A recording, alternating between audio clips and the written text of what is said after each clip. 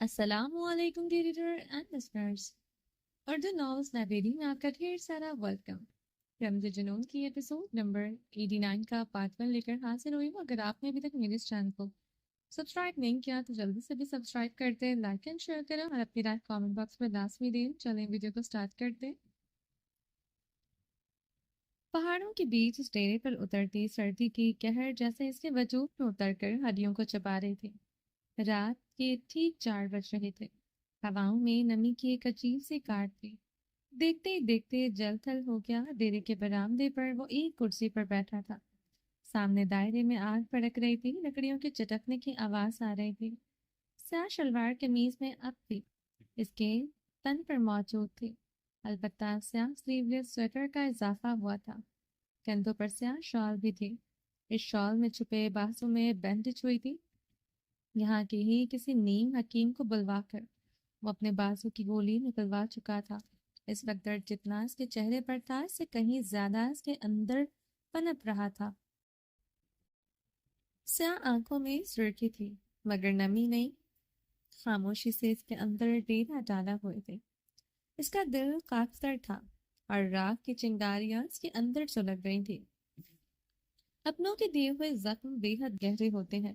ہاتھ کے لگائے زخم پھٹ جاتے ہیں مگر زبان کے کاٹے زخم۔ اسی بات پر سردار ساویار کی سیاہ آنکھوں میں غضب ٹھہرا تھا۔ وہ زخموں پر آنسو بہانے والوں میں سے نہیں تھا۔ آنسو کمزوروں کے لیے تھے، کم بخت یہ غضب۔ یہ اس کی رگوں میں خون کی طرح نہیں، آگ کی طرح دوڑتا تھا۔ وہ اپنی سیاہ آنکھیں تڑتڑاتی لکڑیوں پر جمائے ہوئے تھا، بازو کا زخم نڈھال کیے ہوئے تھا۔ اندر ایک آتش فشاں مادہ دہک رہا تھا، کوئی چپکے سے اس کے عقب میں آن کھڑا ہوا تھا۔ بارش میں مکمل بھیگا، سیاہ شلوار قمیض پر بارش اور کیچڑ کے داغ لگے تھے۔ کندھوں پر سیاہ شال کا ہال بھی کم و بیش ایسا تھا۔ اس کی نیلی آنکھوں میں کرب تھا۔ وہ حویلی جا ہی نہ سکا تھا۔ اپنی گاڑی کے بونٹ پر بیٹھا ٹھنڈی نم زدہ ہواؤں کی کات سہن کرتا رہا۔ جب بارش کے موٹے قطرے تیزاب بن کر وجود پر گرے اور دل بھاری پتھر کے بوجھ تلے دبتا گیا تو وہ یہاں چلا آیا تھا۔ اس کے ہاتھ ساویار کے کندھوں پر آن ٹھہرے تھے۔ وہ دھیرے دھیرے اس کے کندھے دبانے لگا۔ ساویار خانزادہ کے وجود میں ہلچل نہ ہوئی۔ لمس وہ پہچان چکا تھا مگر ان ہاتھوں کا جھٹکانا تھا نہ وہ جھٹک سکا تھا، اور زرک خانزادہ کا دل آگے پتھر کا بوجھ سہن نہ کر پا رہا تھا۔ اب چٹان کا بوجھ کیسے سہتا آخر؟ کیوں اسے جھٹکانا لگا تھا؟ آج تو 2 تھپڑ بنتے تھے۔ آج تو ایک گولی اس کے جسم کو چھو کر گزرنی چاہیے تھی۔ آخر سردار ساویار سے بڑھ کر ظالم جابر کوئی نہ تھا۔ کلک افسردگی پشمانی نے زرک کے وجود کو گھیرے میں لے لیا۔ وہ بھی آگ میں تڑتڑاتی لکڑیوں کی طرح جلنے لگا، مگر راکھ ہوئے بغیر پہاڑوں کے دامن میں گرے ڈیرے پر اب جلتی لکڑیوں کی تڑتڑاہٹ اور بارش کے قطرے کا شور تھا۔ زاویار نے بھاری آواز میں کہا، تمہیں لگتا ہے میرے لیے عورت کی عزت معنی نہیں رکھتی؟ میں اتنا گرا ہوا ہوں، اپنے بدلے کی خاطر کسی بھی عورت کی عزت رون دوں گا؟ وہ اپنا سر کسی پر کرسی پر ٹکا کیا تھا۔ لمس عجب سا سکون دینے لگا۔ نہیں، مجھے ایسا نہیں لگتا، زرک نے ٹھہرے لہجے میں کہا۔ وہ زاویار کے کندھوں پر اپنے ہاتھوں کا دباؤ بڑھانے لگا۔ وہ ہمیشہ سے اس کے کندھے یہاں تک پاؤں بھی دبا دیا کرتا تھا۔ کیا وقت تھا، نہ بیچ میں انا آڑے آتی تھی، نہ کوئی سوال۔ زاویار چند سال بڑا تھا اور جیسے باپ کی جگہ تھا، بس اور کچھ نہیں۔ تھپڑ پڑتے یا سر پھٹتا، زاویار اس کے لیے باپ کی جگہ تھا۔ اس کا بڑا بھائی تھا، اب زبان سوال بھی کرتی تھی اور بیچ میں دیواریں بھی آتی تھی۔ زاویار نے گردن موڑے سے دیکھا تھا۔ زرک کی گردن مزید جھکی تھی، وہ اپنے لفظوں کا بوجھ خود سہن نہیں کر پا رہا تھا۔ پھر زاویار کی آنکھوں میں آگ کے شرارے لپک رہے تھے۔ وہ اس کے لفظ بھول نہیں پا رہا تھا، مگر زرک کے لبوں سے نکلے ایک لفظ پر زاویار اس کے ہاتھ اب اپنے کندھے سے ہٹا دیا تھا۔ مگر کی کاٹ بہت گہری تھی، وہ اس پر یقین کر کے یقین نہ کر پا رہا تھا۔ ساویار کا وجود کسی بھر بھری مٹی کی طرح اندر سے ٹھہر رہا تھا۔ وہ پھر بھی مضبوطی سے جمع بیٹھا رہا۔ گردن میں سریا فکس نہ ہوتا تو اس کا وجود اس جلتی آگ کی طرح آگ کی نظر ہو جاتا۔ جو انسان اپنی عورت پر کسی جانور کی طرح ہاتھ اٹھائے، دوسری عورت تو دشمن کی عورت تھی۔ وہ جو دیکھا اس پر یقین کر لیا، مگر یہ دل نہیں مانتا تھا۔ سردار ساویار ایک عورت پر ہاتھ اٹھاتا ہے، ایک عورت پر۔ زاویار کرسی سے کھڑا ہو چکا تھا، پاؤں کی ٹھوکر سے کرسی کو جلتی آگ کی نظر کیا گیا۔ اب لکڑی کی کرسی بھی آگ میں ترترانے لگی تھی۔ وہ دونوں اب جلتی آگ کے دائرے کے گرد آمنے سامنے کھڑے تھے، ایک دوسرے کو دیکھتے ہوئے۔ اس علاقے کے لوگوں نے دستار آپ کے سر پر رکھی تھی لالا، اس لیے رکھی تھی کہ آپ ان کی محافظ بنے، مگر آپ نے کیا کیا؟ کیا کیا میں نے؟ کیا ظلم کیا میں نے؟ وکٹم وہ نہیں ہوتا جس کے زخموں سے خون رستا نظر آئے، وکٹم وہ بھی ہوتا ہے جس کی رگ رگ سے خون رسے مگر نظر کسی کو نہ آئے۔ زاویار اپنے سینے پر مکہ مارتے کہہ رہا تھا، ایک جوان لڑکی اگر اپنے باپ کے منہ پر کالک مل کر بھاگتی ہے، اسے واپس لانا ظلم ہے کیا؟ اس کو سزا نہ دیتا تاکہ کل پھر سے ایک اور لڑکی یہ حماقت کرتی، اس لڑکی کا باپ شرم سے خودکشی کر لیتا کیا؟ وکٹم نہ ہوتا؟ اس علاقے کے سردار کو پتہ چلتا اس لڑکی کو بھگانے والے نے اسے بیچ دیا تو کیا ہوتا؟ تب وکٹم کون ہوتا؟ زاویار نے برہمی سے کہا، تمہیں تھپڑ تک مارتا جب تم چھوٹے تھے، ڈرتے تھے مجھ سے، عزت کرتے تھے۔ جب تمہارے پاس زبان نہیں تھی، میں تمہارا بڑا بھائی ہوں، تم اس سے آگے کچھ نہیں سوچتے تھے، مگر آج؟ زرک نے کچھ کہنے کے لیے لب وا کیے، زاویار سے ہاتھ اٹھاتے روک چکا تھا۔ آج بھی بھائی مارتا ہوں، سمجھاتا ہوں۔ زرک کے الفاظ دل میں ہی رہ گئے، بنا وجہ کہ تھپڑ ماروں گا، تم اپنا دوسرا گال کبھی آگے نہیں کرو گے، میرا ہاتھ ضرور پکڑو گے۔ نہیں پکڑوں گا، وہ نہیں کہہ سکا تھا۔ جب ارتضا کا خون بہا تو مجھے حق نہیں تھا کہ بدلہ لیتا، میں وکٹم نہیں تھا۔ کیا؟ جرگے میں چیخا، چلایا، کیا ہوا؟ مجھ پر دستار کا بھاری بوجھ آن ٹھہرا۔ آسان نہیں تھا اس دستار کا بوجھ سہنا۔ وہ خود وکٹم بنی، مجھے آپریسر بنا دیا۔ وہ رکا تھا، آنکھیں سرخ تھی، کیا کرتا؟ اگر کوئی خود پیش کرے کہ آؤ اپنے بدلے کی آگ مجھ پر اتار دو، خدا قسم وہ وکٹم ہوتی تو میں اس کے زخموں پر مرہم رکھتا، مگر اس نے اپنے بھائی کے لیے خود کو اس جہنم میں گھسیٹا۔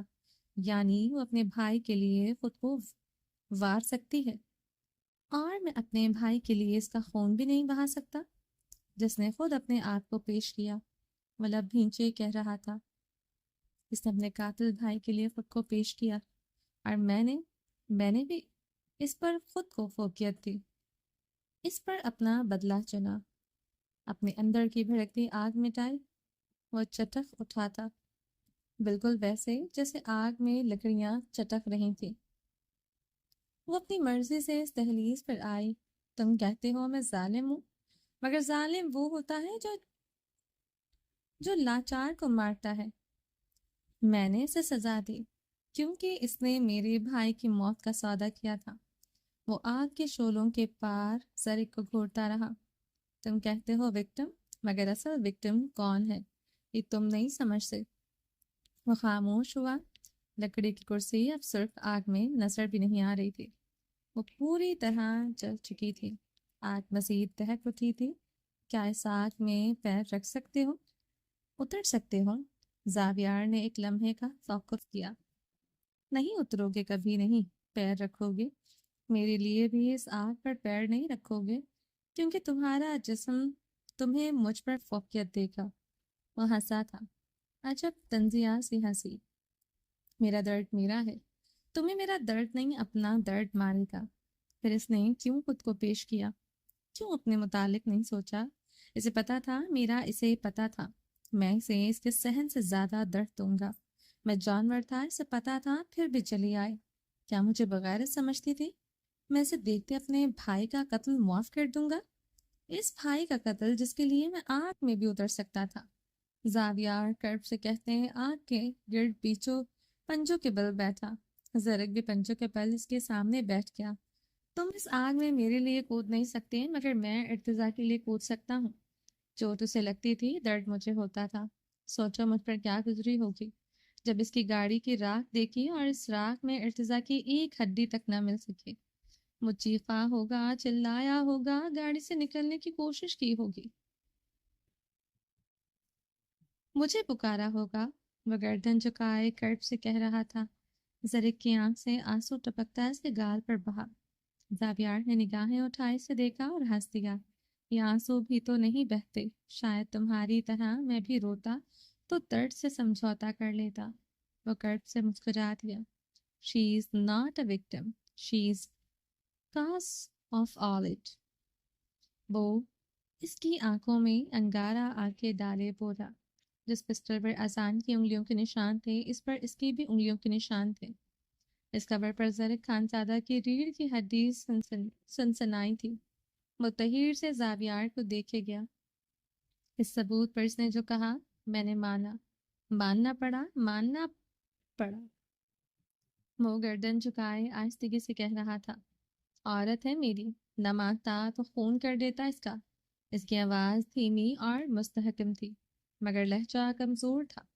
اس دنیا میں ہر روز کرائم ہوتے ہیں، ان کرائمز کو تہ در کھولو تو پتہ چلتا ہے۔ قاتل وہ نہیں تھا جسے سب قاتل سمجھ رہے تھے، قاتل تو کوئی اور تھا، مجرم تو کوئی اور تھا۔ کیا میں مان لوں قتل اذان نے نہیں عائش نے کیا تھا؟ اس نے گردن اٹھاتے سوال کیا۔ لالا، زرک بس اتنا ہی کہہ سکا تھا۔ وہ کیا کہے اسے سمجھ نہیں آ رہا تھا۔ دنیا میں ہر روز ہزاروں وارداتیں ہوتی ہیں، میں خود ایک سردار ہونے کی حیثیت سے ایسے روز فیصلے کرتا ہوں۔ عورتیں بھی قتل میں ملوث ہوتی ہیں، ان کے پیچھے ہی قتل ہوتے ہیں۔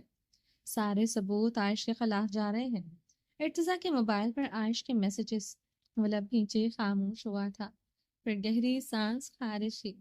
میں 99% اذان کو قاتل مان چکا ہوں، مگر یہ 1% بھی مجھ پر چین نہیں لینے دیتا۔ وہ صرف خون بہا میں نہیں آئی، ہزاروں مشتبہ سوالوں کے ساتھ خون بہا میں آئی۔ ان سوالوں کے سوال ڈھونڈو نا تو ایک لمحہ ضائع کیے بغیر قتل کر دوں، مگر نہیں کر پایا۔ وہ ہونٹ کے نچلے کونے کو دانتوں تلے دبا دیا۔ وہ نیلی آنکھوں کے آگے ہار گیا تھا۔ وہ یہ نہ کہہ پایا تھا بیچ راستے میں اندھیری رات میں ملی مجھے 4 مہینوں میں اسے اندازہ نہ ہو سکا میری فطرت کا کہ میں کیسا ہوں۔ اب کیوں بھاگ رہی ہے مجھ سے؟ جب خود آئی تھی وہ بھڑکتے ہوئے کہہ رہا تھا، تم نے میری عزت پر داغ لگانے کی کوشش کی اور آج مجھ پر گرائے۔ وہ سینے پر انگلی رکھتے بولا، ہر بات ٹھیک ہے، ہر بات ٹھیک ہے لالا، مگر عورت پر ہاتھ اٹھانے والا میرے نزدیک کمزور ہوتا ہے۔ وہ عورت ہو کر خود پر درد سہ سکتی تھی تو آپ بھی درد سہ جاتے۔ ارتضا کے قتل کا سارا بوجھ اس پر ڈال دیا۔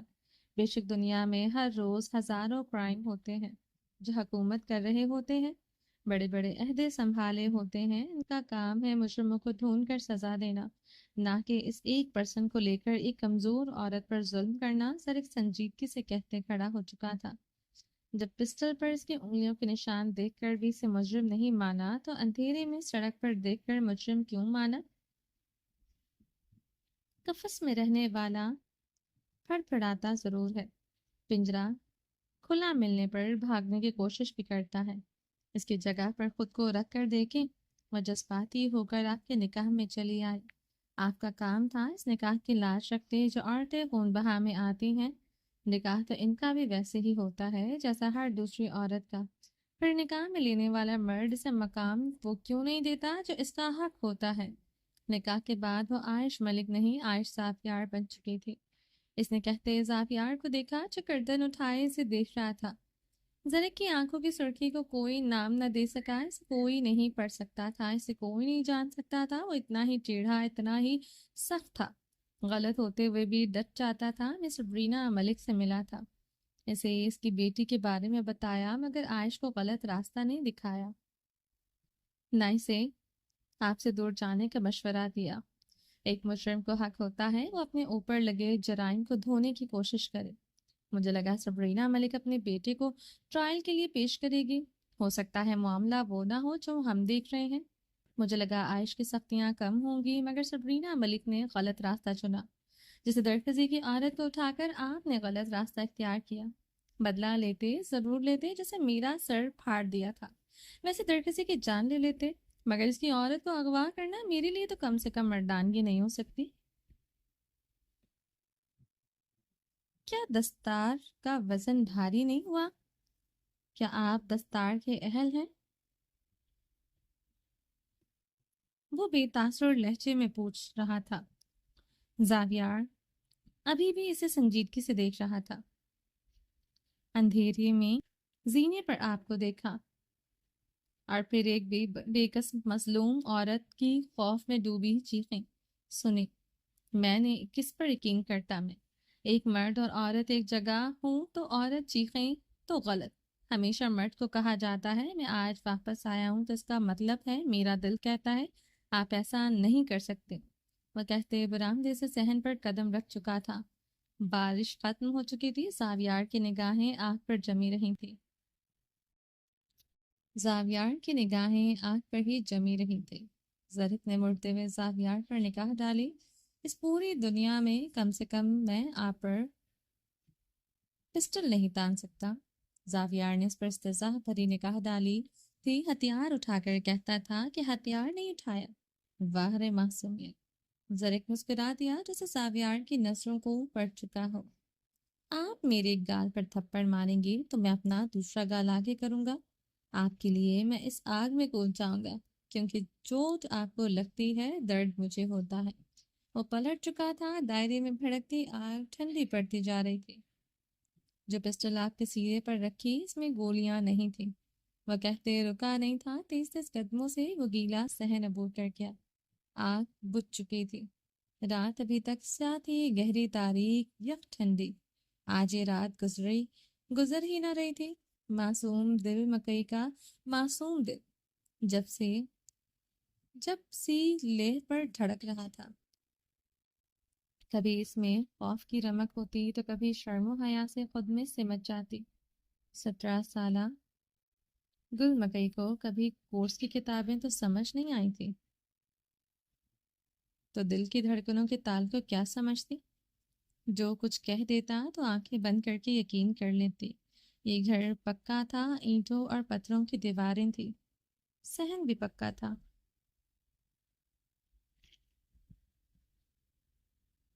دو کمروں کی چھت تیار گارڈن کی تھی۔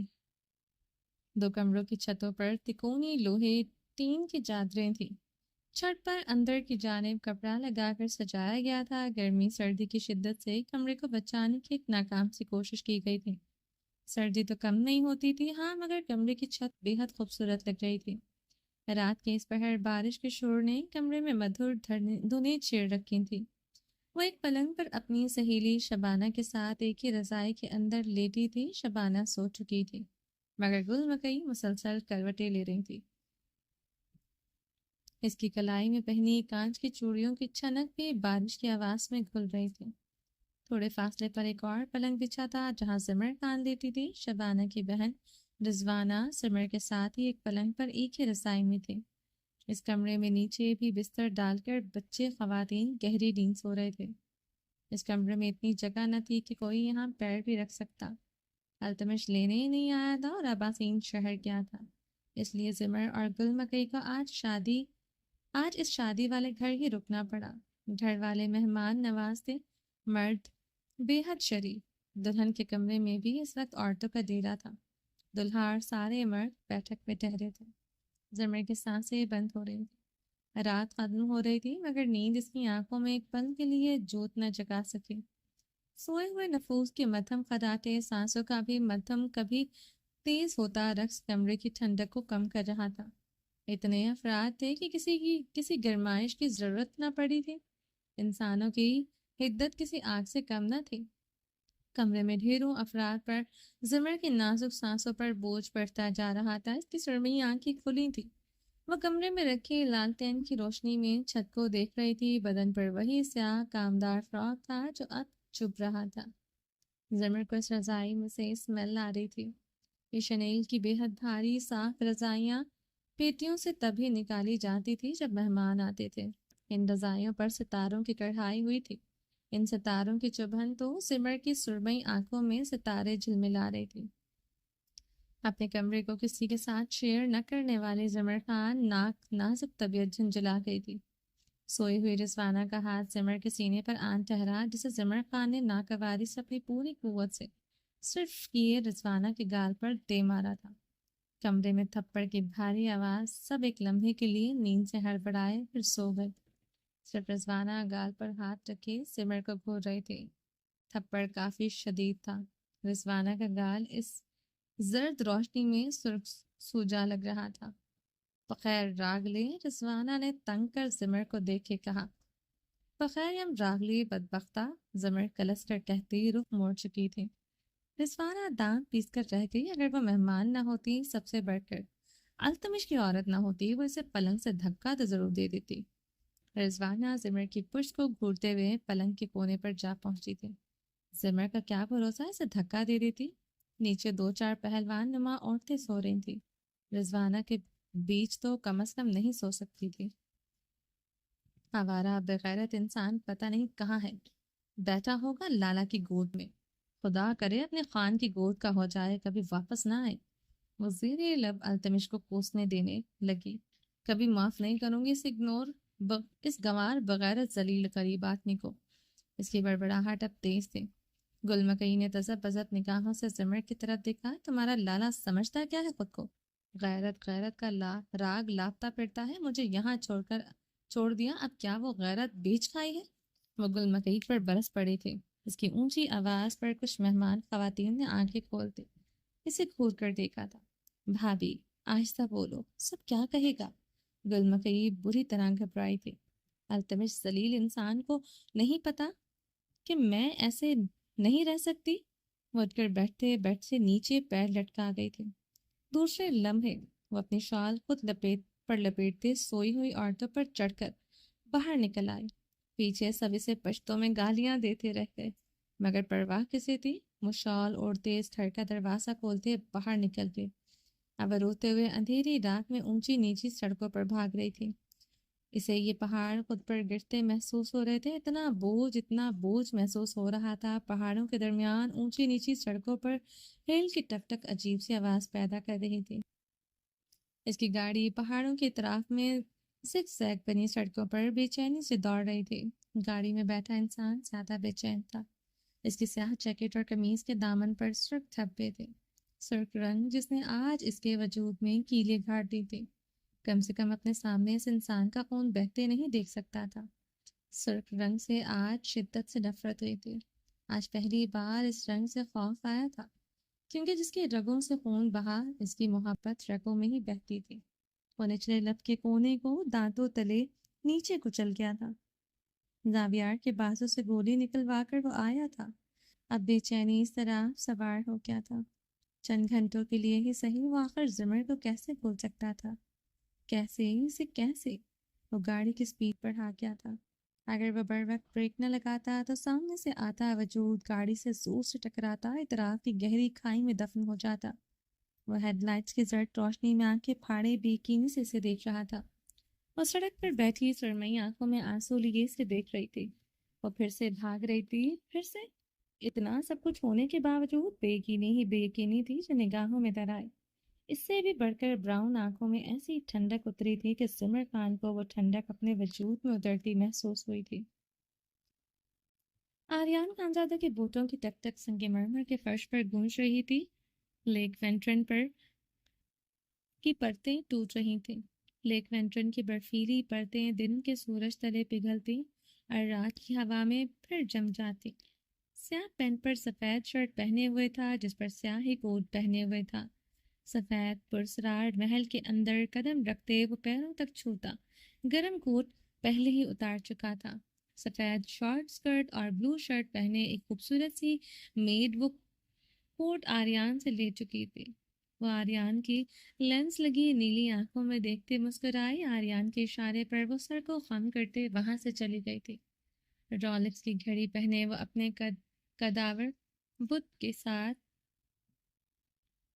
محل کے مختلف راہداریوں سے اجلت میں گزرنے لگا۔ اس کے بے تاب قدموں کا رخ سرمش کے کمرے کی طرف تھا۔ اس کے بھاری قدم رک چکے تھے۔ نگاہیں بے اختیار محل کے فرسٹ فلور کی طرف اٹھی۔ فرسٹ فلور کی سنہری ریلنگ نظر آ رہی تھی، ساتھ میں بے ہنگم سی دھن سنائی دے رہی تھی، بے حد بدمزہ، بے حد بے سری، جیسے پیانو کو کوئی حروف تہجی سمجھ کر بجا رہا ہو۔ آریان خانزادہ کا چہرہ سنجیدہ ہوا۔ سنہری ریلنگ پر کے پار سنہری رنگ کا شبابی لباس نظر آیا تھا جو بے حد باریک تھا۔ اس باریک لباس میں سفید سڈور ٹانگیں نظر آئی تھیں۔ کستوری خوشبو نیچے ہی اس کی سانسوں میں گھل گئی تھی، مگر آنکھوں میں وہ سلگن لیے اوپر کی جانب دیکھ رہا تھا۔ شدت گریا سے وجود کی رگیں ظاہر ہونے لگی۔ آخر اب کون سی بساط بچھانے جا رہی تھی؟ آخر وہ یہ کیوں کر رہی تھی؟ ضبط کرتے وہ آہستگی سے سنگ مرمر کی زینت طے کرنے لگا جس پر سرخ قالین بچھی تھی۔ اس نے جیسے ہی آخری زینے پر قدم رکھا، وہ ایک بہت بڑے پیانو کے اوپر اوندھے منہ لیٹی تھی۔ دایاں ہاتھ پیانو کی کیز پر بے رابط دھن بکھیر رہا تھا۔ گلابی تلوے ہوا میں اور ٹانگیں کھیلتے انداز میں جھول رہی تھی۔ لباس کی قید میں جسم کا ہر زخم دعوت نظارہ بن چکا تھا۔ ٹنگ ٹنگ کی آواز سر میں ہوتی دھمک جیسی تھی۔ اسے گلابی تلوے ہوا میں جھولتے نظر آئے تو آریان کا دل بھی پیانو کی اس بے ہنگم دھن کے ساتھ بے ہنگم ہوا۔ گاؤں کے اندر اس کا بکھرا سراپا دعوت کا نظارہ بنا ہوا تھا۔ آریان خانزادہ نے اپنی کلائی پر پہنی گھڑی پر ٹائم دیکھا تھا۔ اپنا کوٹ اتارتے دور اچھالا تھا۔ مسز خان، آریان کی سنجیدہ آواز میں بے سرے سروں کو بھی سر دے دیا تھا۔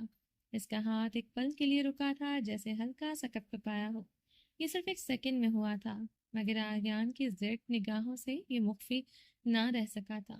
وہ بے پرواہی سے یوں ہی لیٹی پیانو کی کیز سے کھیلتی رہی۔ دھن مزید بے سری ہو چکی تھی۔ آریان کی آنکھوں میں ضبط کی سرخی تھی۔ وہ کمرے سے باہر ایسے حلیے میں تھی بے شک اس محل کا سارا کنٹرول اس کے ہاتھ میں تھا، مگر ایلا کچھ بھی کر سکتی تھی۔ فی الوقت ایلا محتاط تھی، مگر گرفٹون کی بیٹی تھی۔ وہ کیسے معصوم ہو سکتی تھی؟ اس کا شاطر ہونا ہی گرفٹون کی بیٹی ہونا تھا۔ وہ اپنی سلگن پر قابو پاتے اس کی جانب بڑھا، قریب آتے آریان خانزادہ کی ناگواری میں اضافہ ہوا۔ اس کی سڈور ٹانگیں ہی نہیں، اس کی دودیا کمر بھی اس لباس میں کندن کی طرح چمک رہی تھی۔ وہ دعوت نظارہ بنی نہیں ہوئی تھی، وہ دعوت نظارے دے رہی تھی۔ وہ جیسے اکسا رہی تھی، وہ جیسے اسے مات کرنا چاہتی تھی، اپنے حسن کے آگے بے بس کرنا چاہتی تھی۔ یہ سراسر اکسانا تھا، یہ منہ زور چیلنج تھا، یہ کچھ منوانا تھا، یہ جان دینا تھا، یہ ہار منوانا تھا، یہ اسے اس کے حسن کے آگے گھٹنے ٹیکنے پر مجبور کرنے کی کوشش تھی۔ وہ آگ تھی، وہ برف تھا، اسے پگھلانا آسان نہ تھا۔ وہ آہستگی سے اس کی طرف بڑھا، وہ بے پرواہی سے لیٹی رہی، جسے دیکھا ہی نہ ہو، جیسے اس کی آہٹ محسوس ہی نہ کی ہو۔ آریان اس کے اوپر اپنا بھاری وزن ڈال گیا، وہ اس کے نیچے دبی تھی، مگر وہ یوں ہی لیٹی کیز سے کھیلتی رہی۔ آریان کا ہاتھ اس کا بے سری دھن بکھیرتے ہاتھ کو جکڑ گیا۔ بے سری دھن رک چکی تھی، محل میں اب بے حد خوبصورت دھن بہنے لگی تھی۔ آریان اس کا ہاتھ پکڑے پیانو کی کیز سے چھیڑ چھاڑ کر رہا تھا۔ آریان کی سانس سرمش کے کان کے پاس بکھرنے لگی، آواز دھیمی سرگوشی میں ڈھلی۔ ایلا، تم کھیل کھیل رہی ہو، اور تم جانتی ہو میں کھیل شروع نہیں کرتا، میں اسے ختم کرتا ہوں۔ وہ اس کے کان کی لو کو زبان کی نوک سے نم کرتے کہہ رہا تھا۔ آریان کو اپنے نیچے دبے وجود سے آگ نکلتی محسوس ہوئی۔ وہ سچ میں آگ کا گولا بنی تھی۔ آریان کے لب مسکراہٹ میں ڈھلے، وہ چٹپٹائی تھی، مگر اب رہائی ناممکن تھی۔ जब तक बर्फ ना पिघलती और बर्फ पिघलनी ना थी। नाजुक कुंदन तपिश छोड़ने लगा। आर्यान इसके बाल एक साइड पर किए इसकी पिछली गर्दन पर लप रखने लगा। इसका झटपटाना रुक चुका था। शिकस्त कबूल कर ली थी, मगर कुंदन जिस्म से आग की लपटें अभी तक उठ रही थी। आर्यान इसके गाम की डोरियों को दांतों से एक एक करते खोलने लगा। सुनहरी पुश्त उजागर हुई थी। जरमिश ने मुड़कर देखना चाहा। आर्यान ने एक झटके से इसे सीधा किया। बायां हाथ मजबूती से जकड़ा और पियानो की कीज पर रख दिया। बहुत खूबसूरत धुन एक बार फिर से बजने लगी। मिसेस खान, तुम? वह हैरान होने की शानदार एक्टिंग करने लगा। जरमिश की सुरमई गहरी आंखें सुर्ख थी, जैसे वह लहू पीने की कोशिश कर रही हो। आग कहाँ लगी थी वह समझ चुका था। I am sorry Mrs Khan, मुझे पता होता तुम हो तो मैं ज़रूर कहता एलाइजा बिच, एलाइजा वेम्पायर। उसकी आंखों में देखते कह रहा था, निचला लब दांतों में दबाए इसकी गैर होती हालत का मजा ले रहा था। अपने से मुंसलिक चीज़ पर किसी का हक बर्दाश्त करना किसी इंसान के लिए आसान नहीं होता। इस वक्त वो सिर्फ अपनी बीवी का था। इसकी आंखों में देखती औरत भी शराकतदार की रवादार न थी। वो इसकी आंखों में जलन, हसद, रकाबत देख सकता था, मगर खुद को देखना वो ख्वाब था जिसकी ताबीर कम से कम इस जन्म में तो मुमकिन न थी। जिसने किया वो अपना गुनाह छोटा न समझता था। गुनाह छोटा हो बड़ा हो, मगर इसकी सजाएं मुकर्रर होती थी। और इसकी सजा थी ताउम्र इस औरत के दिल में धड़कने की ख्वाहिश करना। एक तरफा मोहब्बत में जलने का मज़ा भी अलग था। इसमें कुछ शराइत न थी। वो बिना किसी शर्त के मोहब्बत करता जा रहा था। एक तरफा मोहब्बत वो आग होती है जो ज़रा इस शोले पर भी भड़क जाती है। इसके अंदर ये आग भड़कती जहन्नुम बन चुकी थी। अब बुझना नामुमकिन था। सरमिश की लहू रंग आंखों की पुतलियां अपनी असली हालत में आने लगी। वो पुरसकून हो रही थी या खुद को जाहिर कर रही थी, वो समझ नहीं पाया था। जरमिश का दायां हाथ इसकी शर्ट के बटनों तक जा पहुंचा। बायां हाथ आर्यान के कब्जे में था। मधुर धुन कानों में रस खोल रही थी। मदहोश होना बाकी था, वो मदहोश हो रही थी। यादगारी कर रही थी, वो नहीं जानता था। औरत का हुस्न मर्द के लिए नशा होता है, जिसमें बहकना हर मर्द के लिए ज़रूरी होता है। और अगर औरत पसंदीदा हो तो मर्द के लिए फ़र्ज बर्फ़ पिघलने लगती है। उसके बेलगाम हुस्न के आगे हिप्नोटाइज हुआ मुजस्सम निगाहें इधर उधर बहकने लगी। सुनहरा लिबास बदन पर दिलफरेब अंदाज में बिखर रहा था। नाजुक रनाइयों पर वो फिसल रहा था। सरमिश के लबों के कोने मुस्कुराहट में ढले। मदहोश धुन के साथ इसके लफ्ज भी किसी मीठी धुन की तरह समातों में उतरे। गर्मी हसरतें नाकाम है, जल जाते हैं। हम चरागों की तरह शाम से जल जाते हैं। शमा जिस आग में जलती है नुमाइश के लिए, हम उसी आग में गुमनाम से चल जाते हैं। खुद नुमाई तो नहीं, शिवा अरबाब वफा जिनको जलना हो वो आराम से जल जाते हैं, बच निकलते हैं। अगर आतिश सियाल से हम शोला आरज़े गुलफाम से चल जाते हैं। जब भी आता है मेरा नाम तेरे नाम के साथ, जाने क्यों लोग मेरे नाम से चल जाते हैं। कतील शफाई। लहजा खुमार सदा था। बेरब्त थे अल्फाज, बेरब्त थे। आर्यान की शर्ट के बटन टूटने लगे। आर्यान की आंखों में उलझन के साथ हैरत दर आई थी। पियानो की मधुर धुन रुक चुकी थी। Are you ड्रंक्ड? आर्यान की आवाज़ इतनी सर्द थी कि लहर गर्दन से उठती रीढ़ की हड्डी में उतरी थी। मगर वो तो ड्रिंक थी। वो इसकी शर्ट जकड़े हंसी थी। एलाइजा बिच, एलाइजा विच, वो ऊंचा ऊंचा बोलने लगी। आर्यान दोनों तरफ हाथ रखे इसे देखे जा रहा था। जरमिश का जिस्म इसके लम्स की कैद से आज़ाद हो चुका था। आर्यान की सिर्फ तपिश सदा सांसें इसके शहरक पर बिखर रही थी। इसके बदन का कोई हिस्सा जरमिश से टच नहीं हो रहा था। वो सिर्फ इसे लहू रंग आंखों से देखे जा रहा था। वो चाहती तो इसके नीचे से निकल सकती थी। Are you drink? चबा चबा कर पूछा। आगे परवाह किसे थी? वो तो हंसते हुए इसके नीचे से फिसलने लगी। पियानो की सुरें पर जाते वह अपनी गर्दन नीचे ढलका चुकी थी। रेशमी बाल संगमरमर को छूने लगे। इसका पेट आर्यान के लबों के करीब था। बारीक काम में वह उसकी बली बटन देख सकता था। इसने छुपकर इसके किसी भी हिस्से को न छुआ। जब भी आता है मेरा नाम तेरे नाम के साथ, जाने क्यों लोग मेरे नाम से जल जाते हैं। وہ بے رغبت سے بولتے ہنستے جا رہی تھی اور مزید اوپر کی طرف سرکنے لگی۔ وہ جان بوجھ کر آگ کو ہوا دے رہے تھے۔ آریان کی آنکھیں ضبط سے سرخ ہوئی تھی، برف پگھلتے پگھلتے دوبارہ سے جم چکی تھی۔ وہ عام مرد نہ تھا، وہ عاشق ضرور تھا، مگر اس کی عقل گھاس چرنے نہیں گئی تھی۔ A woman turns off man's mind۔ اسے ایک سبق نے اسے بہت سبق دیے تھے۔ وہ وقتاً وقتاً یہ لفظ دہراتے رہتا تھا۔ آریان کے لب آگ کے دہانے پر تھے اور جھرجھری لے کر اٹھا تھا۔ ایلیزا وچ، ایلیزا وچ۔ وہ ہنستے جا رہے تھے۔ وہ پیانو پر دونوں ہاتھ جمائے چکا تھا۔ ایک ہاتھ پیانو کی کیز پر پھر سے چلنے لگا تو نہ مدہوش کن نہیں تھی، اس میں موت کا رقص تھا۔ بے حد خوفناک، ریڑھ کی ہڈی میں سنسناہٹ کرنے والی دھن بکھیرنے لگی جو ہڈیوں کو بھی چٹکا دے۔ وہ بیسٹ تھا۔ اس وقت پیانو پر چکے وہ بیسٹ ہی لگ رہا تھا، مگر ایسا بیسٹ جسے اس چمکتے بھڑکتے حسن میں کوئی دلچسپی نہ ہو۔ مگر وہ جانے کیوں آج انسانی خون پینا چاہتا تھا۔ وہ اسٹول کھینچ کر بیٹھا، اس کے دونوں ہاتھوں کی انگلیاں پیانو پر بکھرنے لگی۔ موت کا کھیل جیسے رقصاں ہوا۔ ایلیزا وچ، ایلیزا وچ۔ اس خوفناک دھن میں آواز کانپنے لگی۔